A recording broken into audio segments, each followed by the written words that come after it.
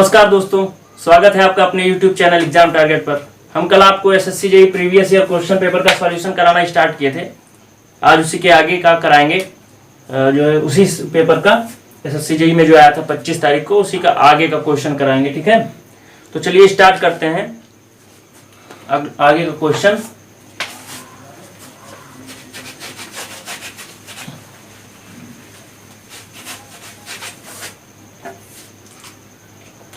पहला क्वेश्चन है आज का कि जो पहला क्वेश्चन है आपका, as per IS 456/2000 the minimum beam width required for a reinforced concrete beam for 2 hour of fire exposure is. मतलब अगर बीम है आपकी और वो कहीं ऐसी जगह पे लगाई जा रही है जहां पे फायर एक्सपोजर है, मतलब वहां पे आग के संपर्क में आ रही है वो बीम, तो जो है वो भी मिनिमम 2 घंटे के लिए, तो उसकी मिनिमम विड्थ कितना प्रोवाइड करें जिससे आपके जो बार वगैरह है उस पर कोई इफेक्ट ना पड़े या कोई एक्सपेंशन ना हो। ठीक है, तो उसके लिए कितना प्रोवाइड करेंगे। ये जो है एक IS कोड का टेबल है, वो आपको स्क्रीन पर हम प्रोवाइड करेंगे, अभी दिखेगा आपको। तो उससे क्या होगा कि उसी के अकॉर्डिंग ये लिया गया है, ये डेटा आपको याद करना पड़ेगा। ठीक है, तो इसमें जो पहले का आंसर आएगा आपका थर्ड ऑप्शन सही होगा। ठीक है, थर्ड ऑप्शन यानी 200 mm। ठीक है, आपको टेबल दिख जाएगी तो आप देखिएगा, उसमें बहुत से केसेस के लिए दिए हैं कितने घंटे के लिए कितना क्या होगा। ठीक है, अगला क्वेश्चन है आपका कि a water treatment plant has a flow rate of 0.6 metre cube. आपका एक वाटर ट्रीटमेंट प्लांट है, उसमें जो आपका डिस्चार्ज दिया है, दूसरा क्वेश्चन आपका डिस्चार्ज दिया है आपका 0.6 मीटर क्यूब पर सेकेंड। आपका डिस्चार्ज है 0.6 मीटर क्यूब पर second. The settling basin at the plant has effective settling volume dimension.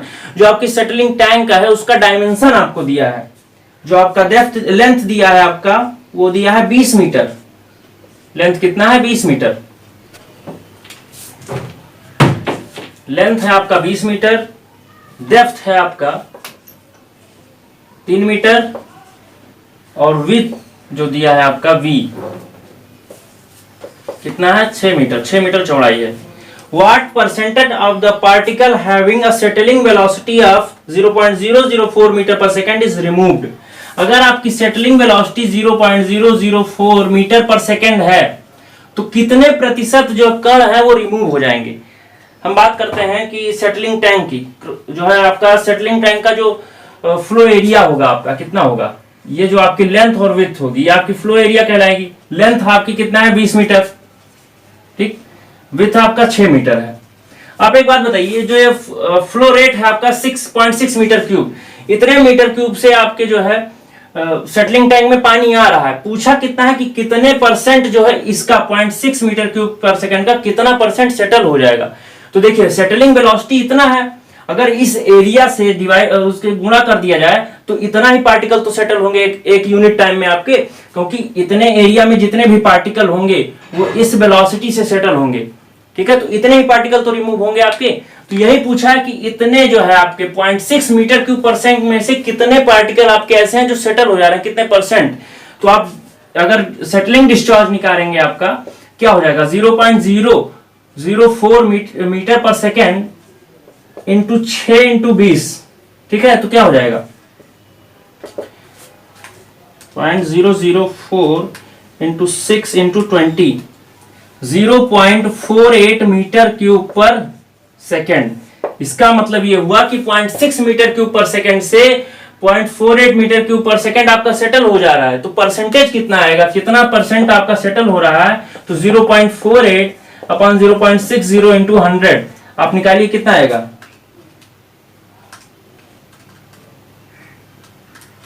0.48 upon 0.6, 80% आपका पार्टिकल सेटल हो जा रहा है। तो कौन सा ऑप्शन इसमें सही होगा आपका,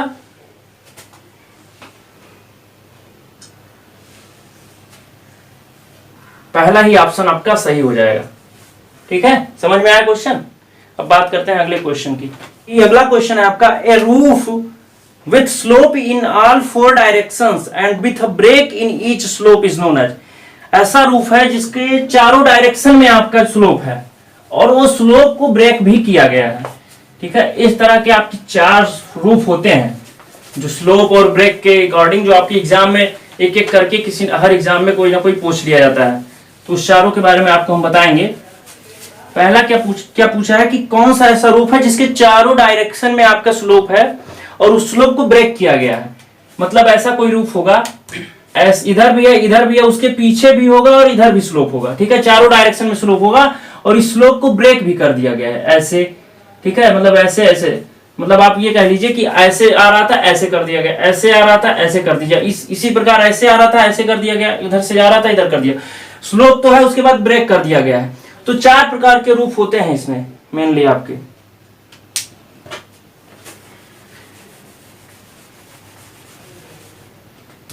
बताओ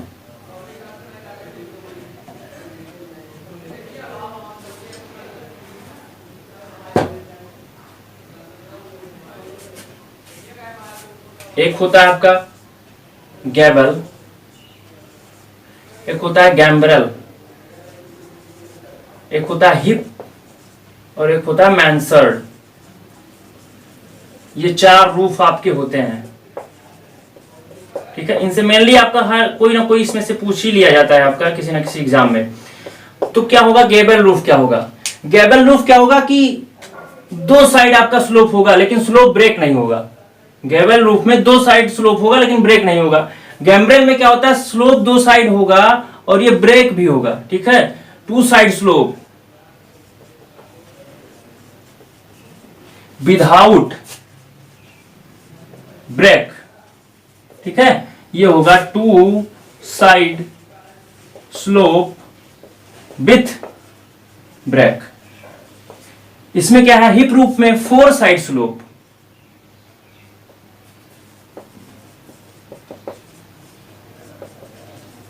विदाउट ब्रेक,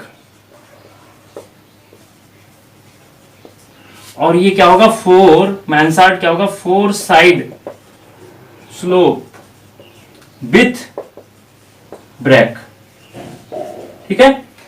तो आपका आंसर इसमें पूछा क्या है कि 4 साइड स्लोप है आपका और वो जो है ब्रेक कर रहा है सारे स्लोप, तो क्या हो जाएगा आपका मैंसर्ड स्लोप, यानी आपका सेकंड ऑप्शन सही होगा, इसमें सेकंड ऑप्शन सही होगा। और आपके जो डेक रूफ है, मैट रूफ है और मिलर रूफ है, इसके पिक आपको दिखेंगी इमेज में, आप उससे ज्यादा समझ पाएंगे इसको, ठीक है। और अगले हम बात करते हैं अगले क्वेश्चन की।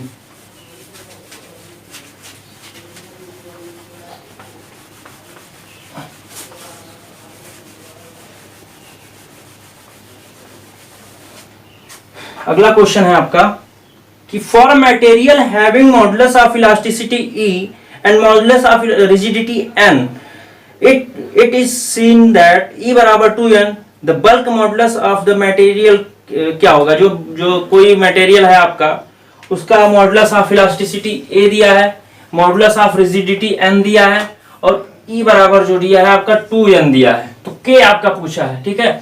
तो आप एक जानते होंगे E बराबर 2g1 प्लस म्यू, ठीक, ये फॉर्मूला होता है। G क्या होता है, मॉडुलस ऑफ रिजिडिटी, तो यहां से आप E हो गया, E बराबर दिया है 2n, तो यहां पे आप 2n कर दीजिए और ये 2g की जगह पे क्या रख देंगे n, क्योंकि ये भी मॉडुलस ऑफ रिजिडिटी जो आपका क्वेश्चन में दिया है वो n के टर्म में दिया है, ठीक है। 1 प्लस म्यू, तो यहां से आपका म्यू की वैल्यू निकल आएगी, 2n कट गया, यहाँ पे 1 आ गया बराबर 1 प्लस म्यू, तो म्यू की वैल्यू क्या आ गई, यहां से 0 आ गई। अब बात करते हैं E बराबर 3k 1 माइनस 2 म्यू, E बराबर 3k 1 माइनस 2 म्यू, ठीक है। E के टर्म में ही पूछा है आपका बल्क मॉडुलस, तो इसलिए हम ये फॉर्मूला यूज कर रहे हैं। E बराबर 3k 1 माइनस 2 म्यू, म्यू की वैल्यू आपकी क्या हो रही, 0 हो गई, तो क्या आंसर आएगा, E बराबर 3k आ गया, तो k बराबर क्या हो जाएगा, E बाई 3। कौन सा ऑप्शन आपका सही हो जाएगा, 4th ऑप्शन आपका सही हो जाएगा, ठीक, समझ में आया ये चीज। इसको कई तरीके, डायरेक्ट फॉर्मूला होता है E और K का, उसमें रख के कर सकते हैं, आप ऐसे भी कर सकते हैं, जो आपको उचित लगे, आपके लिए जो आसान हो, ठीक है। अगले क्वेश्चन की बात करते हैं हम।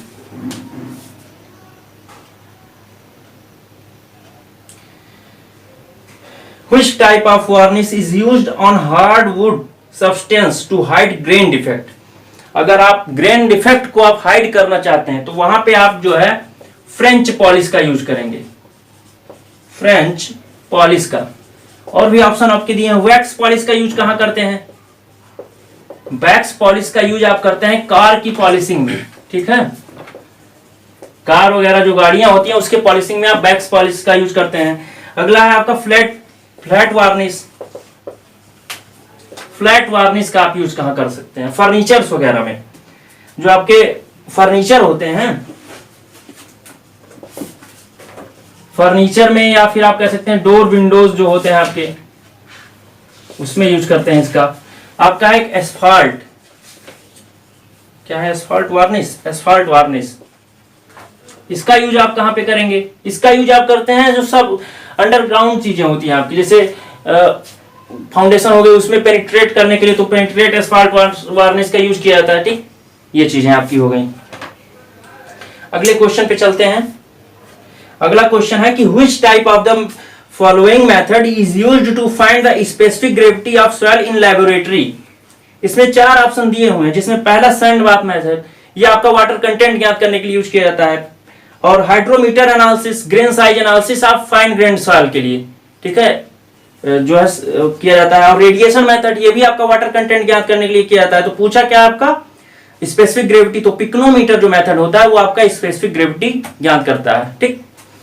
अगला क्वेश्चन है आपका, for concrete works in sea water और exposed directly along to the sea coast the minimum grade of concrete recommended by IS 456/2000 for plain concrete of reinforced concrete are respectively. पूछा गया है कि जो आपके सी में एक्सपोज्ड स्ट्रक्चर होते हैं, तो अगर आपका प्लेन कंक्रीट है, प्लेन कंक्रीट है, तो वहां पे IS के कोड के अनुसार कौन सा हो जाए? प्लेन कंक्रीट के लिए PCC जो आपका है, उसके लिए आपका M20 ग्रेड की कंक्रीट यूज होगी, ठीक है। लेकिन अगर आपकी RCC है, रीइंफोर्स्ड कंक्रीट है, तो आपको M30 ग्रेड की कंक्रीट यूज करनी पड़ेगी, क्योंकि जो स्टील होता है वो अगर आप देखेंगे तो हाईली कोरेसिव वाटर होता है आपका सी का, तो स्टील आपकी कोरेजन से बचे, इसके लिए आप M30 का यूज करेंगे, ज्यादा हार्ड कंक्रीट यूज करेंगे, ठीक। अगला क्वेश्चन क्या है आपका? अच्छा क्वेश्चन है ये, कहना यही इरिगेशन का है, जो हम आपको पढ़ा रहे हैं इस समय, क्रॉस ड्रेनेज वर्क का है। आगे चल के चैप्टर आएगा, लेकिन इस यहाँ पे आया है तो मैं आपको समझा देता हूँ कि क्वेश्चन क्या है आपका, कि the following detail pertain of the crossing of canal and a drain, bed level of canal. Canal का बेड लेवल दिया है, canal bed level, canal bed level कितना है आपका? 211 मीटर, 211 मीटर। फिर दिया full supply depth of canal, canal का FSL दिया है आपका, full supply level 1.8 metre, full supply depth दिया है 1.8 मीटर। और bed level of drain, drain bed level आपको दिया है, ड्रेन बेड लेवल दिया है 209.4 मीटर। और हाई जो आपका ड्रेन का हाईएस्ट फ्लड लेवल दिया है, ठीक है, कितना दिया है? 2.2 मीटर। ये हाईएस्ट फ्लो डेप्थ कह सकते हैं आप, ठीक। तो आपको ज्ञात करना है कि किस प्रकार का ड्रेनेज वर्क यहाँ पे आपको यूज करना पड़ेगा। देखिए इसमें 4 ऑप्शन दिए हैं, चारों ऑप्शन के बारे में बताते हैं। जो आपका साइफन एक्विडक्ट होता है,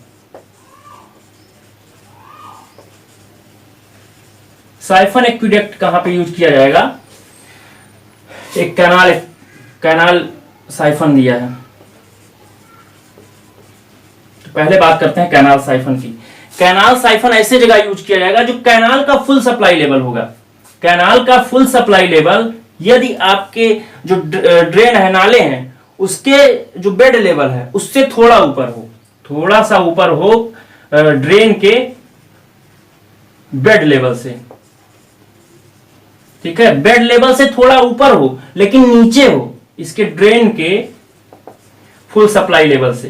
कहने का मतलब ये है कि जो कैनाल आपका साइफन तब प्रोवाइड किया जाएगा जब आपका कैनाल का फुल सप्लाई लेवल, कैनाल का जो फुल सप्लाई लेवल होगा वो आपके ड्रेन के बेड लेवल से थोड़ा सा ऊपर होगा, लेकिन जो ड्रेन का फुल सप्लाई लेवल होगा उससे नीचे होगा, तो आपका क्या प्रोवाइड किया जाएगा? Canal siphon. अब साइफन एक्विडक्ट में क्या होगा? इसका जस्ट उल्टा। साइफन एक्विडक्ट में क्या होगा कि जो ड्रेन हो, इसमें क्या किया जाता है, इसमें कैनाल को साइफन के द्वारा ड्रेन के नीचे से लेकर जाया जाता है। इसमें क्या होता है कि कैनाल के नीचे से आपको क्या ले जाएगा, ड्रेन्स को लेकर जाया जाता है। ठीक, इसका जस्ट उल्टा ये हो जाता है साइफन एक्विडेक्ट। एक्विडेक्ट क्या होता है आपका, एक्विडक्ट क्या होता है कि जो आपका कैनाल होता है, कैनाल को ड्रेन के ऊपर से ले जाता है। कैनाल आपका ऊपर होता है, ड्रेन नीचे होता है। जब इनके लेवल में काफी ज्यादा अंतर होता है तो कैनाल को ड्रेन के ऊपर से लेके चला जाता है। ठीक है, अगर सुपर पैसेज की बात करें, सुपर पैसेज में क्या होता है कि आपका कैनाल का लेवल काफी नीचे होता है, ड्रेन का लेवल काफी ऊपर होता है, तो ड्रेन को ऊपर से लेके जाया जाता है। ठीक है, ये आपका सुपर पैसेज हो गया। अब इस क्वेश्चन पर आते हैं कि क्वेश्चन क्या है आपका, कि जो कैनाल का बेड लेवल है आपका कितना है, 211 मीटर, और ड्रेन का बेड लेवल 209.4 मीटर। मतलब कैनाल के बेड लेवल से ड्रेन का बेड लेवल नीचे है। ठीक है, कैनाल के बेड लेवल से ड्रेन का बेड लेवल नीचे, मतलब कैनाल आपका ऊपर है। तो कौन सा एक्विडेक्ट यूज किया जाएगा यहाँ पे, साइफन एक्विडेक्ट। ठीक है, अभी हमने आपको बताया कि इसका जस्ट उल्टा साइफन एक्विडेक्ट होता है। ठीक, तो यहाँ पे साइफन एक्विडेक्ट होगा। आप इसको जो है इससे आपका एफएसएल के हिसाब से भी देख सकते हैं, एफएसएल के हिसाब से हमने आपको बताया। ठीक, तो यहाँ पे आप देख लीजिए कौन सा यूज होगा, साइफन एक्विडेक्ट। अगले क्वेश्चन पर हम चलते हैं।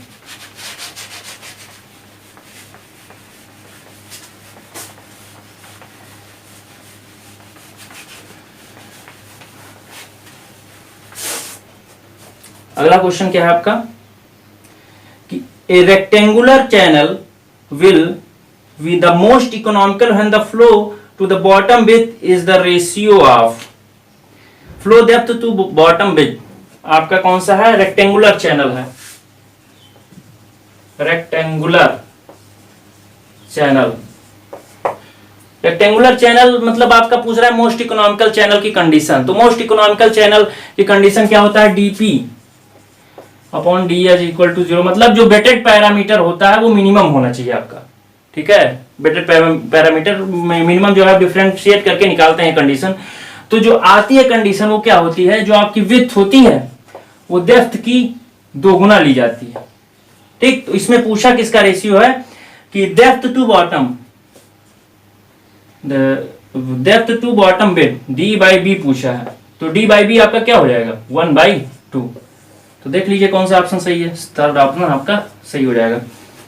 अगला क्या है, the estimate prepared on the basis of the built up covered area at the floor level of any storey of a building is known as. आपको जो है एस्टिमेट के बारे में पता होगा, एक होता है डिटेल एस्टिमेट, एक होता है अप्रोक्सीमेट एस्टिमेट।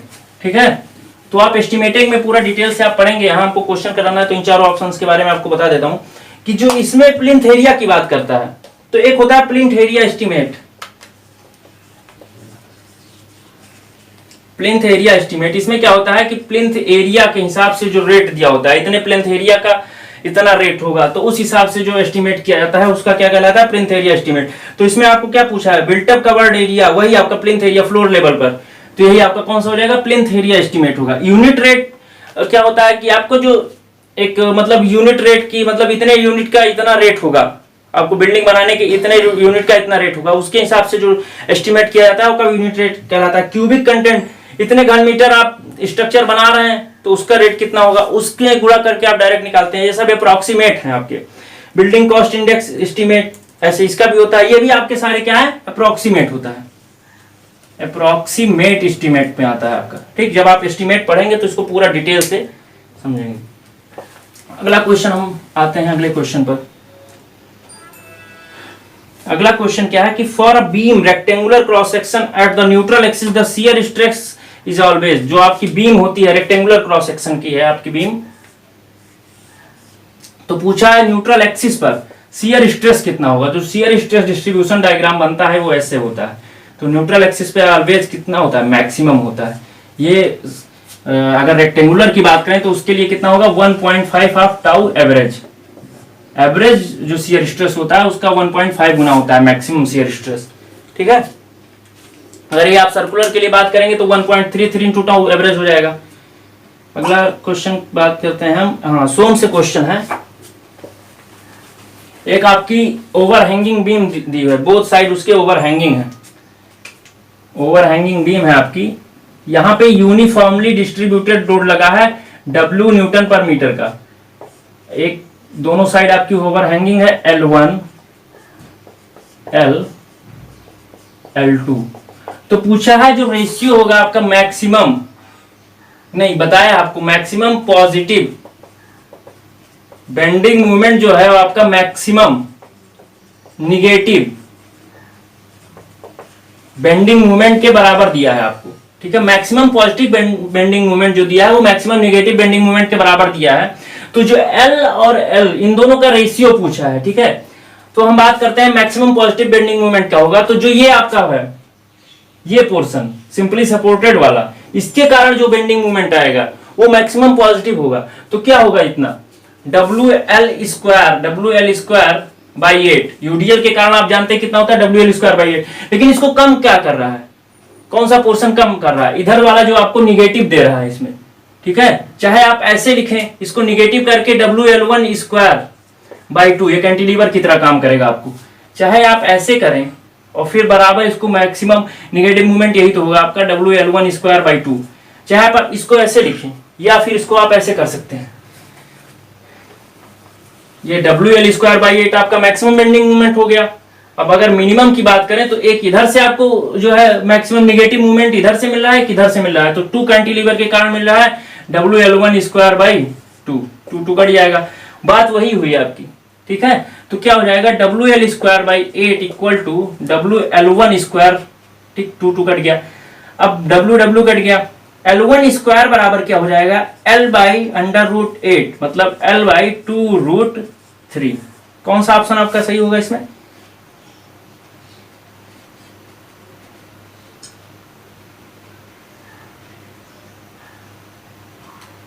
कौन सा ऑप्शन है इसका, थर्ड ऑप्शन सही होगा, ठीक है। समझ में आया।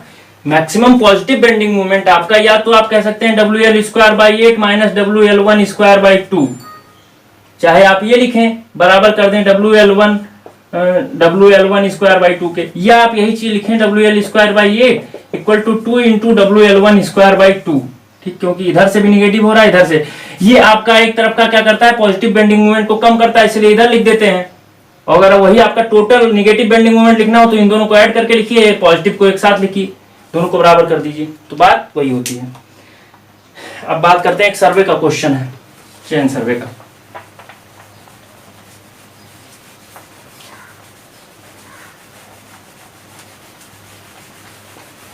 क्वेश्चन क्या है कि एक 30 मीटर की कोई टेप है, टेप आपकी 30 मीटर की है, ठीक है।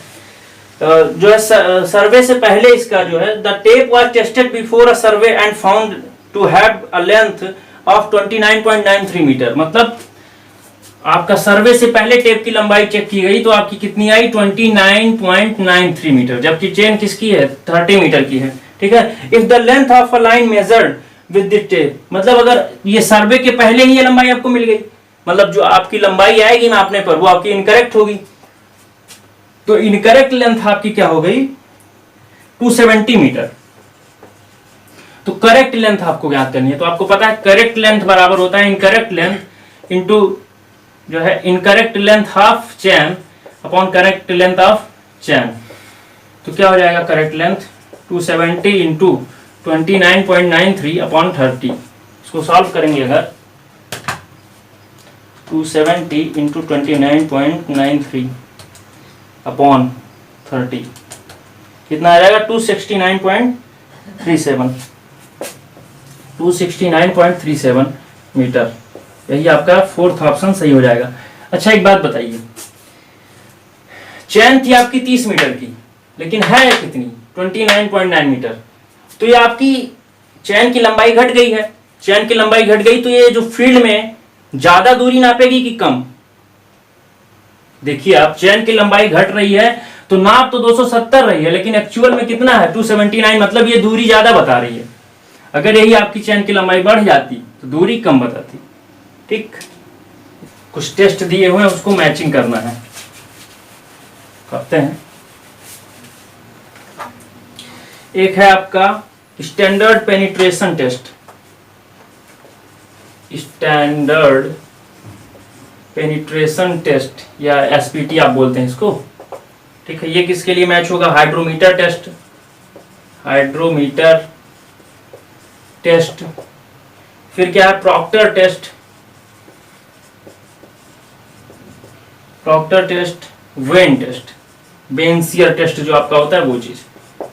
अब स्टैंडर्ड पेनिट्रेशन टेस्ट क्या होता है, किसके लिए यूज होता है? तो आप जानते हैं बियरिंग कैपेसिटी ज्ञात करने के लिए यूज किया जाता है standard penetration test. Bearing capacity match हो जाएगा इससे, ठीक।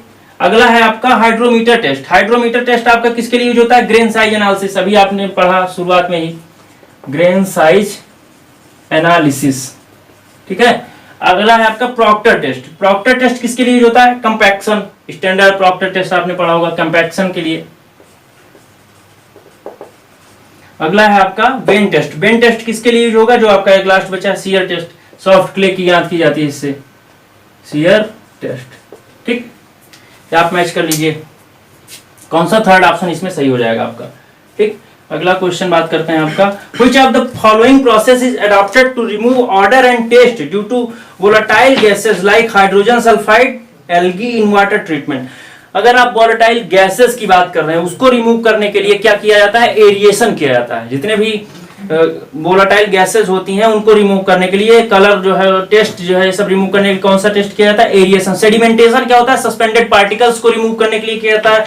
फिल्ट्रेशन क्या किया जाता है? फिल्ट्रेशन में भी यही किया जाता है, जो पार्टिकल आपके उससे बचे रह जाते हैं उसको जो है रिमूव करने के लिए प्रयोग किया जाता है। डिसइंफेक्शन क्या होता है? डिसइंफेक्शन क्यों किया जाता है? डिसइंफेक्शन आपका जो किया जाता है वो पैथोजेनिक बैक्टीरिया को किल करने के लिए, ठीक। अगला क्वेश्चन देखते हैं, in estimation of quantity of plastering work, quantity of deduction for opening allowed for 2 metre square. आपको पता होगा जो एस्टिमेशन में है प्लास्टर का, प्लास्टर में अगर आपका 0.5 मीटर स्क्वायर तक ओपनिंग है, 0.5 मीटर स्क्वायर तक अगर आपकी ओपनिंग है तो नो डिडक्शन होगा, नो डिडक्शन। अगर आपकी 0.5 मीटर स्क्वायर से 3 मीटर स्क्वायर तक ओपनिंग है तो क्या हो जाएगा? केवल आपकी एक फेस का डिडक्शन किया जाएगा, 1 फेस डिडक्शन। और अगर आपका ग्रेटर देन 3 मीटर स्क्वायर तक है आपकी क्या ओपनिंग, तो आपका बोथ फेस डिडक्शन किया जाएगा, बोथ फेस डिडक्शन। तो आपका यहां पे दिया है 2 मीटर स्क्वायर, क्वेश्चन के हिसाब से तो आप कर लेंगे कि 1 फेस जो है आपका डिडक्ट किया जाएगा, लेकिन एक्चुअल में 3 मीटर स्क्वायर तक होता है, ठीक। इसमें और कोई ऑप्शन सही भी नहीं सकता, इसलिए जो है आपका सेकंड ऑप्शन सही हो जाएगा। फिर लिखा minimum allowable grades are lower for railway is than for highways, the reason is, जो ग्रेडियंट होता है आपका रेलवे में आपका कम लिया जाता है हाईवे से, क्योंकि जो आपका इसमें सेकंड ऑप्शन आप देखिए, the steel wheels on steel rails have greater frictional coefficient than rubber type tyre. जो स्टील रेल्स होती हैं उनका फ्रिक्शनल कोएफिशिएंट ज्यादा होता है, उनका फ्रिक्शन ज्यादा होगा तो घिसेंगी ज्यादा, इसलिए आपका ग्रेड कम रखा जाता है, ठीक। सेकंड ऑप्शन आपका सही हो जाएगा। क्या लिखा है? Identify the test is not commonly used to measure the strength of soil subgrade. Soil subgrade के स्ट्रेंथ के लिए जो आपका 3 प्रकार का टेस्ट किया जाता है, एक सीवीआर टेस्ट होता है, ट्राइएक्सियल टेस्ट होता है, एक plate bearing test. CBR test किया जाता है जो आपका स्टैंडर्ड पेनिट्रेशन टेस्ट किया जाता है, या आपका बियरिंग कैपेसिटी ज्ञात करने के लिए किया जाता है फाउंडेशन वगैरह की, ठीक है, फाउंडेशन वगैरह के लिए सॉइल की बियरिंग कैपेसिटी। अब बात करते हैं among of the classification of canals based on alignment criteria, identify the canal in which the number of cross drainage work is maximum. अगला लेक्चर जो आपका आने वाला है इसी पर आने वाला है, टाइप ऑफ कैनाल पर। तो इसमें जो होगा मैक्सिमम ड्रेनेज वर्क जो आपका होता है, मैक्सिमम क्रॉस ड्रेनेज वर्क, वो आपको कंटूर कैनाल में देना पड़ता है, ठीक है। अगला लेक्चर आप देखिए, उसमें आपको पूरा डिस्क्राइब दिया है इसके बारे में, इसको हम इसमें नहीं बताएंगे, आप अगला लेक्चर देखिए हमारा, चारों ऑप्शन के बारे में अच्छे से आपको पता चल जाएगा। अगला क्वेश्चन है, find the pressure intensity at the depth of 50 metre. 50 metre depth पर आपको प्रेशर इंटेंसिटी ज्ञात करनी है below the water surface. Water surface आपका कोई वाटर है, वाटर आपका फ्लो हो रहा है, आपका फ्री सरफेस है, यहां से 50 मीटर डेप्थ पर आपको क्या ज्ञात करनी है? प्रेशर इंटेंसिटी, ठीक है, वाटर आपका फ्लो हो रहा है। और यूनिट वेट ऑफ वाटर दिया है, जो स्पेसिफिक वेट आपका दिया है ओमेगा 9.81 किलो न्यूटन पर मीटर क्यूब दिया है आपका स्पेसिफिक वेट, ठीक है। तो आपकी प्रेशर इंटेंसिटी क्या होती है, रो जी एच, यही होती है ना। रो जी को आप ही क्या कहते हैं, ओमेगा कहते हैं, ओमेगा एच। तो क्या बड़ा सिंपल सवाल है, 9.81 इंटू 50, सीधा गुणा करिए आपका आंसर आ जाएगा 9.81 इंटू 50, 490.5 किलो न्यूटन पर मीटर स्क्वायर। कौन सा ऑप्शन आपका, फोर्थ ऑप्शन सही हो जाएगा। अगला क्वेश्चन देखते हैं। हाँ, इसमें कुछ रॉक्स दी हुई हैं, कौन सी रॉक्स किस चीज के लिए यूज की जाती है, ठीक है। तो मैं बताता हूं आपको कौन सी रॉक किसके लिए यूज की जाएंगी। तो जो आपकी रॉक है कौन सी, ग्रेनाइट, ग्रेनाइट है एक होता है मार्बल, एक है आपका लाइमस्टोन, और एक है आपका स्लेट। स्लेट, आप देखिए मार्बल का पहले आप जो आता है आप वही करिए। पहला आपका मार्बल क्या होता है, ऑर्नामेंटल वर्क के लिए, ऑर्नामेंटल वर्क, सजावटी कार्यों के लिए आपका मार्बल का यूज किया जाता है, आपको पता होगा। लाइमस्टोन की बात करें तो सीमेंट के मैन्युफैक्चर में आप देखेंगे, manufacture of cement, manufacture of cement, cement के उत्पादन में आपका यूज किया जाता है। अगर वही स्लेट की बात करें, फ्लोरिंग, फर्श में यूज किया जाता है आपका। तो बचा एक ही, वही ऑप्शन का हो जाएगा आपका ग्रेनाइट, किसके लिए यूज होगा, सी वॉल्स के लिए, सी वॉल्स, ठीक। कौन सा ऑप्शन सही होगा, थर्ड ऑप्शन देखिए आपका सही होगा इसमें। अब बात करते हैं अगला, इसमें दिया है semi trailer tractor combination of vehicle, तो उसकी चौड़ाई आईआरसी के अनुसार सेमी ट्रेलर ट्रैक्टर जो होता है, सेमी ट्रेलर ट्रैक्टर अगर आपको जोड़ दिया गया तो उसमें क्या होगा, आपका जो चौड़ाई होगी, जो लंबाई होगी व्हीकल की, लंबाई पूछा है ना, मैक्सिमम लेंथ, हाँ लंबाई जो होगी आपकी 16 मीटर होगी। लेकिन ट्रक ट्रेलर को आप जो यूज कर दे रहे हैं, ट्रक ट्रेलर, तो वहां पे क्या हो जाएगा 18 मीटर, ठीक। ये दोनों आप याद रखिएगा। अगला question, what is the maximum super elevation that is fixed by IRC for road in plain and rolling terrain. Plain और रोलिंग ट्रेन के लिए जो आपका मैक्सिमम सुपर एलिवेशन होता है वो आपका 7% लिया जाता है। अगर हिली बात करें, माउंटेनियस ट्रेन के लिए तो 10% होता है। अगर अर्बन एरिया की बात करें तो कितना, 4% होता है, ठीक। तो कौन सा ऑप्शन सही हो जाएगा, सेकंड ऑप्शन। दिया है the gradual reduction in the value of property due to structural deterioration, wear and tear और डिके। मतलब आपका कोई स्ट्रक्चर है, बन गया तो धीरे धीरे उसका वियर टियर होगा, वो घिसेगा, उसकी जो है वैल्यू धीरे धीरे घटती ही जाती है। तो उसको क्या कहते हैं, उसको आप कहते हैं डिप्रिसिएशन, मतलब मूल्य ह्रास कहते हैं इसको, ठीक। तो फोर्थ ऑप्शन सही होगा। इसमें एक दिया रिवैल्यूएशन, रिवैल्यूएशन कब किया जाएगा, जब आपका मार्केट, आपका सीमेंट की वैल्यू है मार्केट में जो है, जो वर्तमान वैल्यू है उससे बढ़ गई, जिस समय आपका एस्टीमेट तैयार किया गया था उससे ज्यादा हो गई, तो आपको रिवैल्यूएशन किया जाएगा। डिवैल्यूएशन कब किया जाएगा, जब एस्टीमेट किया गया उस समय सीमेंट की वैल्यू जो थी वर्तमान में उससे कम हो गई, तब आप डिवैल्यूएशन करेंगे। एक होता है एमोर्टिसेशन, से ऋण लिए तो आपको नियमित भुगतान करते रहिए तो आपका ऋण कम होगा, तो आपका एमोर्टिसेशन कहलाता है, ठीक है। अगला क्वेश्चन आप बात करते हैं, हाँ ये भी आपका हाईवे से है।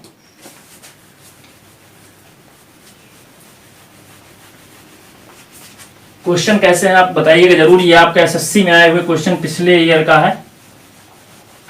इसे करेंगे आप तो प्रैक्टिस आपकी बनी रहेगी तो अच्छा ही रहेगा। और टीसीएस जो करा रहा है वो पहले के पेपर से काफी अलग करा रहा है ना, तो आपके गुप्तक होने से क्वेश्चन तो दे ही नहीं रहा है, सीधा क्वेश्चन बना रहा है खुद सब। तो देखिए radius of horizontal circular curve, आपका रेडियस दिया है 100 मीटर, सर्कुलर कर्व की डिजाइन स्पीड आपकी दी है 50 किलोमीटर पर आवर, ठीक।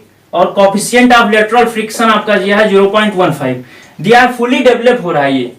तो आपको क्या बताना है कि रेट ऑफ सुपर एलिवेशन कितना होगा इसमें। तो आप एक फॉर्मूला पढ़े होंगे, E + F = V² ये आपका फुली डेवलप हो रहा है, तो इसको आप पूरा लिखेंगे।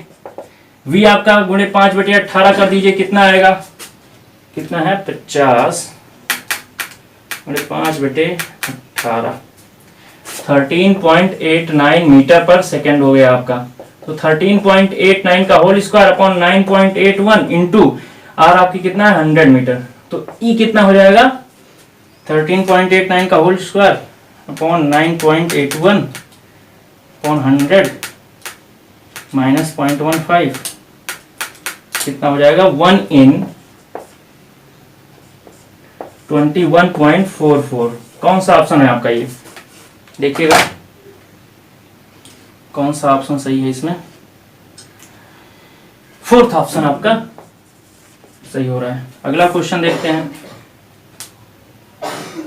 सवाल से क्वेश्चन है कि जो वॉल्यूम ऑफ एयर दिया है आपका 0.2 सेंटीमीटर क्यूब में दिया है, और वेट जो है दिया है वो एयर का वेट ऑफ एयर 0 दिया है। ठीक है। वॉल्यूम ऑफ वाटर दिया है आपका 0.3 centimetre cube, weight of water दिया है आपका 0.3 ग्राम, वॉल्यूम ऑफ सॉलिड्स दिया है 0.5 centimetre cube, weight of solid दिया है 1.0 ग्राम। आपको क्या करना है? पहला S1 जो आपका कह रहा है, S1 क्या कह रहा है कि जो soil is partially saturated with degree of saturation 60%, degree of saturation 60% बता रहा है। तो डिग्री ऑफ सैचुरेशन क्या होता है? VW/VV × 100, मतलब जो आपका वाइड्स है उसमें कितना पानी अवेलेबल है उसके परसेंटेज। ठीक है। तो VW आपका कितना दिया है? 0.3। VV क्या हो जाएगा? 0.3 + 0.2 यानी 0.5 × 100। ठीक। तो 60% आ जाएगा, यानी S1 आपका सही हो गया। S1 आपका सही है। अब अगला स्टेटमेंट क्या है? अगला स्टेटमेंट है कि वाइड रेशियो आपका 40% दिया है। ये कह रहा है 40% है, तो E बराबर क्या होता है? VV/V, टोटल वाइड वॉल्यूम के रिस्पेक्ट में वॉल्यूम ऑफ वाइड्स कितना है? तो 0.5 / 1.0 × 100, 50%, यानी आपका S2 गलत हो गया। अब बात करते हैं वाटर कंटेंट। वाटर कंटेंट क्या होता है? Weight of water upon weight of solid. Weight of water कितना है? 0.3 ग्राम, वेट ऑफ सॉलिड 1 है × 100, तो कितना हो जाएगा? 30%। ये आपका सही हो गया S3। सैचुरेटेड 1.5 ग्राम पर सेंटीमीटर क्यूब दिया है। आपको क्या करना है? देखिए आपका जो इसमें दिया है वेट ऑफ वाटर आपको दिया है 0.3 ग्राम, लेकिन आपका जो एयर है, एयर भी जब वाटर भरेगा तभी आपका जो सॉइल होगा फुली सैचुरेट होगी। तो जब एयर का वॉल्यूम आपका दिया है, जो वॉल्यूम ऑफ एयर दिया है 0.2 सेंटीमीटर क्यूब, अगर हम इसको वेट ऑफ, अगर इतने वॉल्यूम में वाटर भरेगा तो उस वाटर का वेट क्या आएगा? तो वेट ऑफ वाटर इसमें जो है आएगा वो कितना आएगा? 0.2 सेंटीमीटर क्यूब × 1 ग्राम पर सेंटीमीटर क्यूब। ये 1 ग्राम सेंटीमीटर क्यूब क्या है? वाटर की डेंसिटी। सेंटीमीटर क्यूब कट जाएगा तो 0.2 ग्राम आ जाएगा। तो टोटल वेट ऑफ वाटर क्या आ जाएगा? 0.3 + 0.2 यानी 0.5 ग्राम पर सेंटीमीटर क्यूब। ठीक है। तो यानी अगर आपकी सॉइल पूरी तरह सैचुरेट हुई तो उसमें पानी इतना होगा, और वेट ऑफ सॉइल कितना हो जाएगा? वेट ऑफ सॉइल दिया है आपको 1 ग्राम, ये सेंटीमीटर नहीं ग्राम हो गया। तो टोटल वेट आपका कितना निकल के आएगा सैचुरेशन की स्थिति में? वेट एट सैचुरेशन क्या हो जाएगा? 1 + 0.5 यानी 1.5 ग्राम। तो जो सैचुरेटेड यूनिट वेट आपका आएगा WSat/V, टोटल वॉल्यूम। तो WSat आपका 1.5 ग्राम है, total volume 1.0 gram centimetre cube है, तो क्या हो जाएगा? 1.5 ग्राम पर सेंटीमीटर क्यूब, यानी आपका S1, S3 और S4 सही है। ठीक। अब अगले क्वेश्चन पे चलते हैं। इसको ध्यान दीजिएगा, थोड़ा सा काफी चीज क्लियर होगी। ये लास्ट क्वेश्चन है आज का। The principle of plane table surveying. Plane table surveying जो होती है उसका प्रिंसिपल क्या होता है? इसमें ऑप्शन कई सारे दिए हैं, लेकिन आप इसमें से सही ऑप्शन कौन सा चूज कर रहे हैं? आप मान लीजिए क्वेश्चन कभी पढ़ के नहीं गए हैं एग्जाम में डायरेक्ट आ गया तो आप कैसे चेक करेंगे? जब आप प्लेन टेबल सर्वे करते हैं अपने क्लास में, जब आप होते हैं लैब में, जो फील्ड में जाके प्लेन टेबल सर्वे करते हैं तो क्या होता है? प्लेन टेबल होता है, उसमें एक जो आपका एलिडेट होता है, एलिडेट को रखते हैं, तो एलिडेट से आप जो है चीजों को ऐसे देखते हैं। एलिडेट से जो आपका आई पीस होता है और ऑब्जेक्ट पीस, उससे आप चीजों को देखते हैं, फोकस करते हैं, तो क्या होगा? उसके पैरेलल आप लाइन खींचते चले जाते हैं। ठीक है। फिड्यूशियल एज के पैरेलल। तो क्या आपका कॉन्सेप्ट यूज हुआ? पैरेललिज्म। ठीक है। तो जो सेकंड ऑप्शन हो जाएगा वो आपका सही हो जाएगा। ठीक है। तो ये आज के क्वेश्चंस थे, आपको कैसे लगे बताइएगा जरूर। और हम अगले क्वेश्चन जो है आपके अगली क्लास में लेके आएंगे, और आप इरिगेशन की भी क्लास लेते रहिए, और भी क्लासेस जो चल रही हैं सारी क्लासेस लेते रहिए, आपके लिए काफी इंपॉर्टेंट है सारी क्लासेस। और एग्जाम में डायरेक्ट यहाँ से क्वेश्चन आएगा, आप देखिएगा। ठीक है, तो फेथ करके आप रहिए साथ में, और ये क्वेश्चन जो हमने बताया इसको ध्यान दीजिएगा, इससे काफी चीजें आपको क्लियर होंगी। ठीक है, धन्यवाद।